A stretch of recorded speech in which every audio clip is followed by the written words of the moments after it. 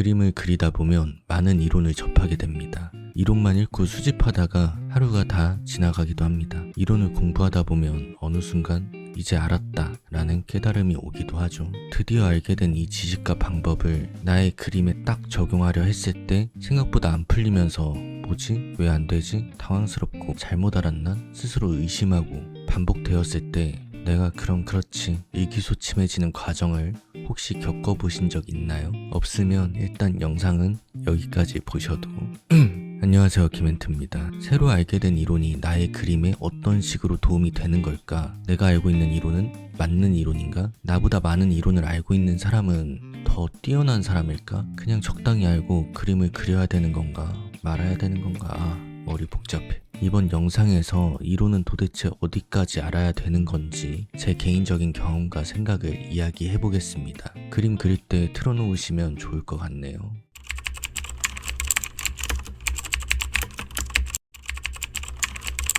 예를 들어 야외에서 하늘을 그린다고 생각해 볼게요. 관찰을 해봤더니 색이 계속 바뀌고 달라져요. 아침, 점심, 밤, 새벽 시간대에 따라 하늘의 색이 달라진다는 건 대부분 경험으로 알 수 있는 간단한 정보일 겁니다. 비 오는 날, 눈이 오는 날, 미세먼지가 많은 날, 맑은 날, 기상 변화에 따라서도 하늘의 색은 다르게 보이죠. 왜 그럴까? 궁금증이 생기면 찾아보게 됩니다. 시간대에 따라 태양 고도가 변화하고 빛이 대기를 통과하는 거리가 바뀌는구나. 레일리 산란이라는 것이 일어나면서 파장별 변화가 색조를 다르게 느끼게 하네. 레일리 산란이 뭔데? 거리가 짧으면 파란색, 길면 붉은색. 왜 그렇게 되는데? 빛이 전자기파인데 질소와 산소 같은 빛의 파장보다 작은 분자와 충돌할 때 발생하는 전자기적 상호작용이야. 파장은 왜 일어나는데 왜 존재하는데 질소랑 산소는 파장보다 왜 작은데 전자기적 상호작용이 뭔데? 이거 알면 돼. 감사합니다. 시야가 넓어졌네요. 그런데 우리 시각에는 그것들이 어떻게 보이는 거야? 시각을 통해 뇌는 어떻게 인지하는 거야? 꼬리에 꼬리를 물고 모두 알아내서 난 이제 하늘에 대해 모든 것을 알았어. 그림이 잘 그려질까요? 하늘을 그리는 데는 가장 큰 카테고리인 시간대에 따른 태양 고도와 공기 원근법, 세부 사항으로 레일리 산란이 무엇인지 개념 정도만 알아도 충분합니다. 이전에도 이후에도 골라놓은 재료로 연습하는 시간이 훨씬 더 길어야 하죠. 우리는 과학이 아니라 그림을 그리는 사람이니까요. 누군가가 말합니다. 아닙니다. 레일리 산란이 거리가 짧으면 파란색, 길면 붉은색이라는 정보는 물리적으로 틀린 설명입니다. 산란과 투과의 개념을 혼동하셨네요. 색의 변화는 단순히 거리라는 단일 변수가 아니라 파장별 산란 효율의 차이와 대기 입자의 상태가 결합된 결과입니다. 하면서 갑자기 전문 지식을 막 늘어놓는 거예요. 이 사람 대단하다.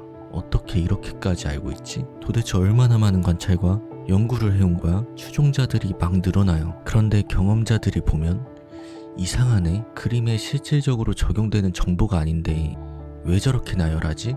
그래도 이론이 저렇게 디테일하니까 기대하고 그림을 보면 그림은 왜 과학 전공이야? 커뮤니티, SNS 등에서 글로 이론을 막 나열하는 경우 그림에는 실용적이지 못하고 나 이만큼 압니다. 과시하려는 목적만 보일 때가 굉장히 많습니다. 그런데 일반 사람들은 뭔가 있어 보인다 싶으니 감탄하고 그림 초보자분들은 그런 과정을 따라하려고 한단 말이에요. 우프게도 실상을 알고 보면 그냥 검색해서 안다는 듯이 나열할 때가 더 많다는 것이죠. AI 쓴 사람이나 읽은 사람이나 같은 구간에 있는 건데 검색해서 전문가 신용만 하고 있다는 것이 나 정말 황당해. 늘 이야기하듯 결과물과 이론이 비례하지 않으면 거르시면 됩니다.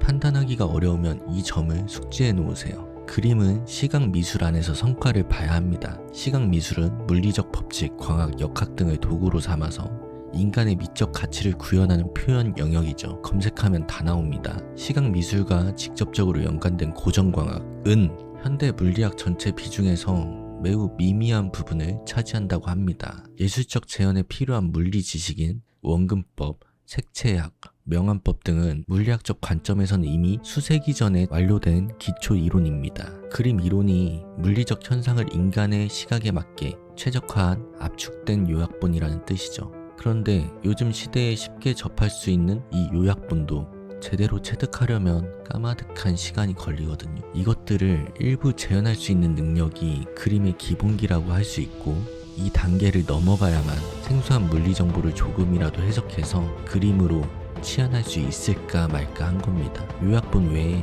물리 이론을 그림에 접목시킬 수 있다는 것 자체가 연구인 것이고, 인생에서 하나 제대로 연구하고 성과 내기도 힘들어요. 선원근법이 정립되는데 고대 그리스의 초기 시도부터 르네상스 정립까지 약 2000년 관찰 역사가 누적되었고, 14세기 조토의 직관적 시도 이후에 15세기 알베르티의 이론화까지 약 130년이 걸렸다고 해요. 공기원근법이 정립되는데 로마 시대 초기 시도부터 15세기 다비치의 정립까지 약 1600년이 소요되었다고 합니다.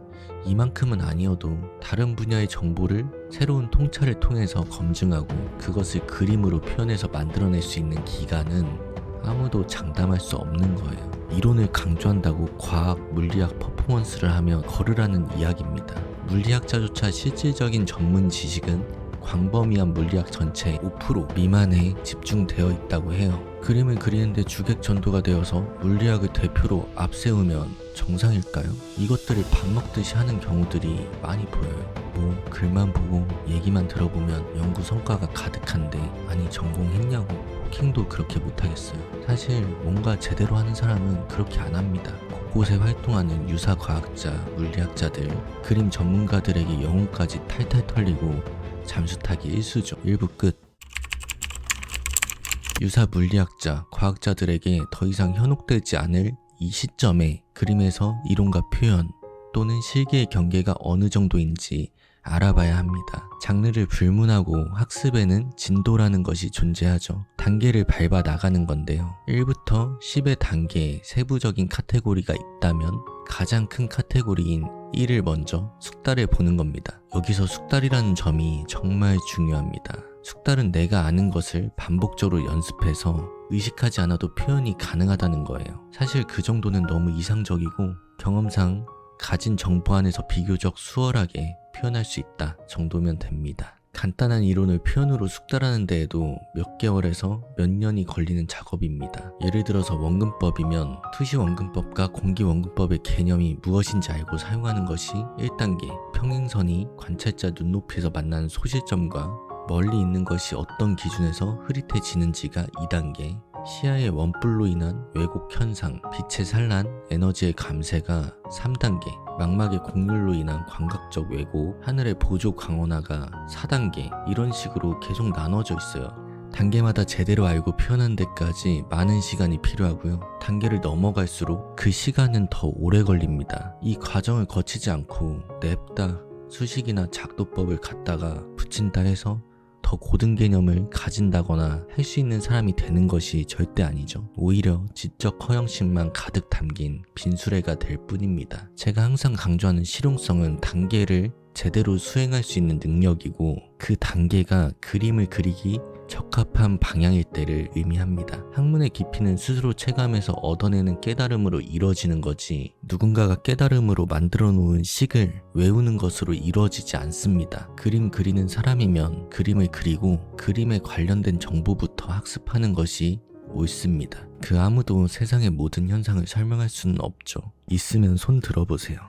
그대로 나가시면 됩니다. 잘 아는 사람은 근거를 통해서 질문을 합리적으로 해결하는 사람이죠. 그 근거는 꾸준히 숙달해온 기본기에서 나옵니다. 뭐 가끔은 예시로 드는 문장이나 정보에서 오류가 발견될 수 있어요. 그렇다고 그것이 틀린 설명이냐 하면 그림에서는 그렇지 않을 수도 있습니다. 단편주의적 접근으로 해석할 것이 아니라 그림에 적용되는 범위 안에서 합당한지 봐야 하죠. 극단적으로 이야기하면 경험으로 숙달한 방법이나 방식에서 오는 이론이 과학적인 체계가 조금 부족해도 장황하기만 하고 무엇을 설명하는지도 모르는 정보의 나열보다 훨씬 낫다는 이야기입니다.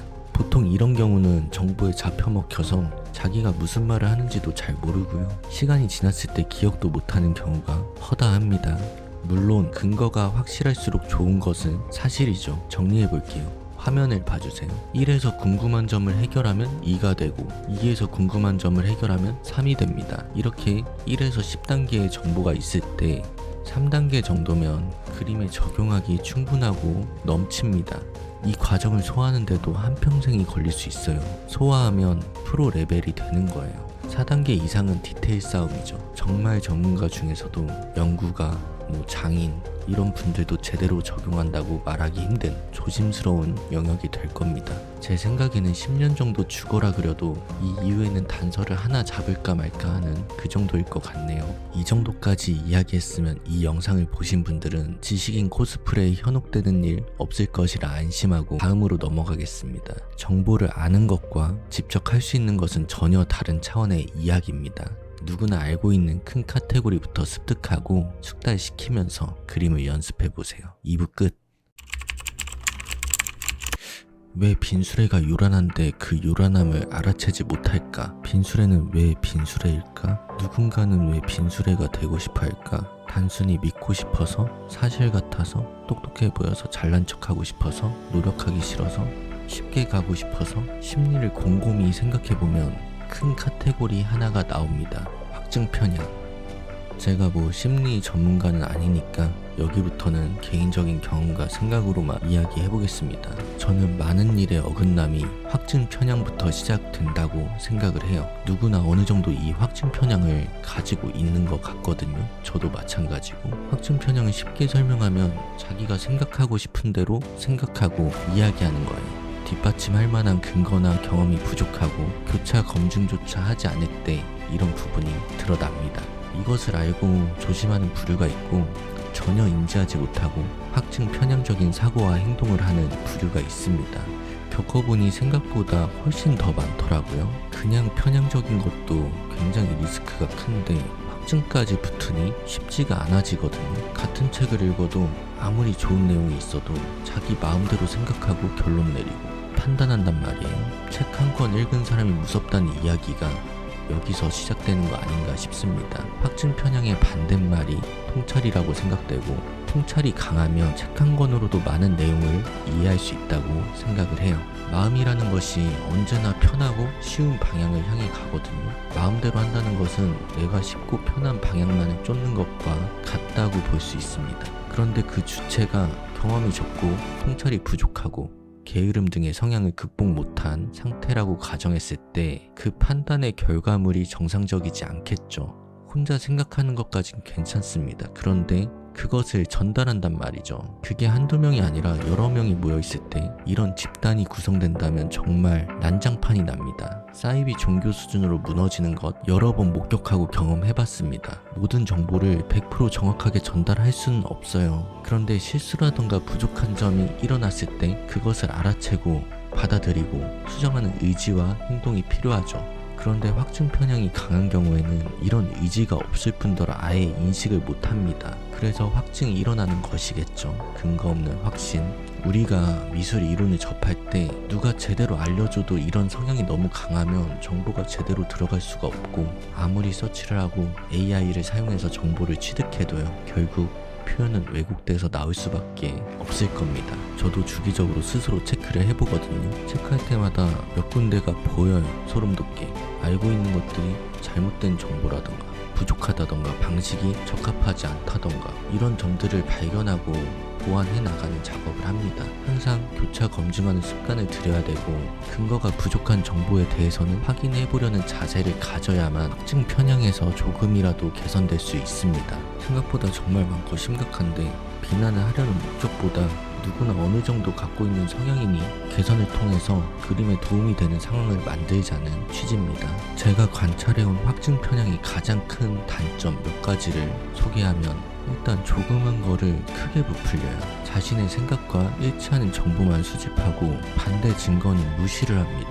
정보 수집이나 해석이 왜곡되면서 합리성을 잃어버리고요. 고정관념이 너무 강해서 사회적 소통이 안 됩니다. 집단에서도 해가 되고 스스로도 성장이 저해돼요. 이거 꼭 개선해야 돼요. 근데 스스로 해야 됩니다.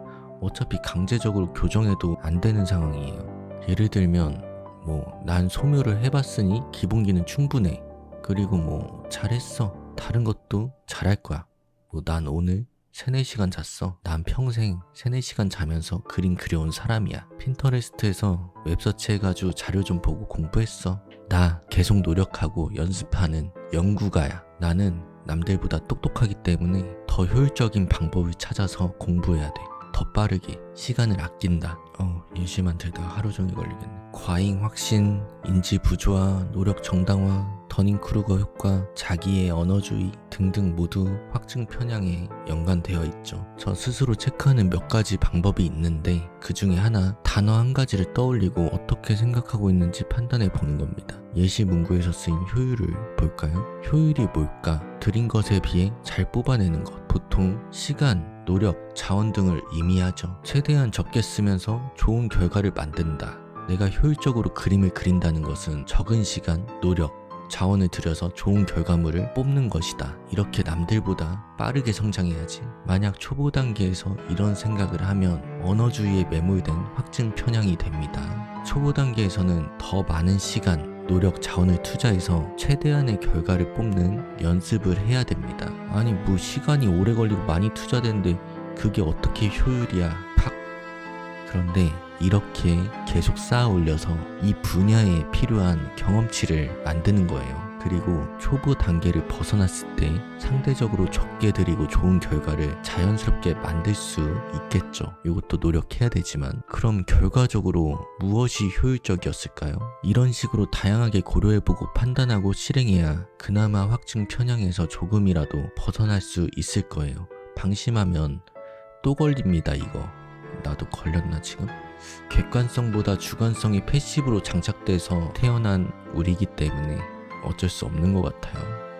정리하면 많은 정보의 오류와 혼란은 확증 편향적인 사고와 행동에서 발생함을 알 수 있습니다. 누구나 이런 성향이 있기 때문에 판단하고 전달할 때 항상 주의를 기울여야 하고 늘 개선하려는 의지가 있어야 합니다. 저는 이 성향이 인간이 막을 수 없는 노화와 같다고 까지 보는 건 확증 편향인지 알아보겠습니다. 오늘 이렇게 정보의 오류부터 이론을 어디까지 익혀야 하는지, 핵심적인 문제의 근원이자 혼란의 주범, 확증 편향을 어떻게 제어해야 하는지까지 살펴봤습니다. 그림 채널입니다. 다음에 또 뵐게요. 한 귀로 듣고 흘리셔도 됩니다.